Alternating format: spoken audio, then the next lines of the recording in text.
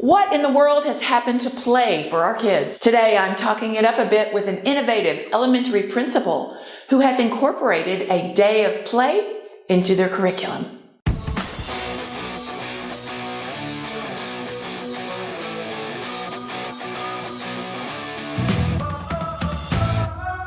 So I'm here every week with new videos about creativity, elementary school activities, and ways to create real change in kids' lives.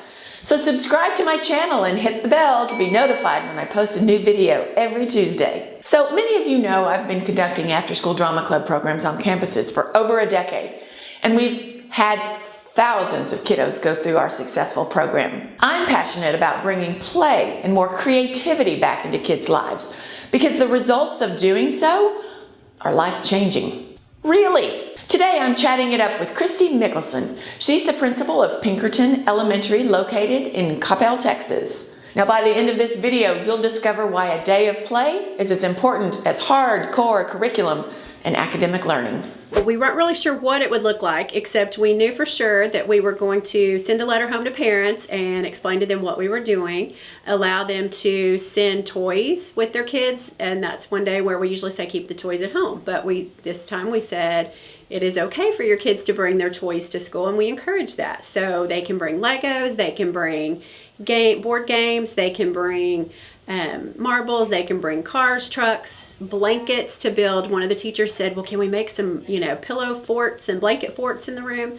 So we just allowed them to bring whatever they wanted to, as long as they knew that, they were responsible for getting it to school and then getting it home in the afternoon. We had to make sure that there were no electronic devices being used that day. So it wasn't bring up, your games that require all these batteries and that are computer games. It was not for Xbox or any of that. It was strictly to be hands-on, interacting with others. Now, when I first heard about this, I was super excited because play and the process of actually putting into practice skills like communication, teamwork, responsibility, problem solving also happens to be in our after-school programs through Drama Club and the process of putting on a production. But not only that, I think that there is sometimes so much emphasis placed on technology, math and sciences, and test scores that we lose sight of some of the things that are really important. It went really well. The teachers, what we did is we gave each teacher a specific time, or actually each grade level had an extra hour in the maker lab, and we have a makerspace lab in our library. We had the library set up for each grade level to have an hour in there. We tried to give each grade level an extra time outside, but the weather was bad that day. It rained, so no one had outdoor recess. So somebody said, hey, it's just like indoor recess all day long, which it kind of was. Different grade levels structured it however they wanted to, as far as the kids could either stay in their own classroom, they could go across the hall or down the hall to the other classrooms in their same grade level. Some grade levels got together with their buddy grade level, so kindergarten and third grade got together, first and fourth and second and fifth at some time throughout the day and played games with their either older buddies or younger buddies. And we even had in the office, we had the puzzle room. So we let kids come in and do floor puzzles with us in the office. So it was the only schedule that we adhered to was everybody went to lunch at the same time they would normally go to lunch, and then they went to specials at the same time. However, when they went to specials, which is like PE, music, and art, they had unstructured time there as well. Christy is certainly passionate about kids. Good insight on how play can actually help them in school. So what do you do to help kids to practice soft skills? Comment below. I'd love to hear your ideas. We don't have enough of it, actually. And, coming from an early childhood background, I was a kindergarten teacher, and we used to say play is a child's work. I mean, that's how they learn. They learn to socialize. They learn language that way. They learn how to get along with others, how to just make sense of their world.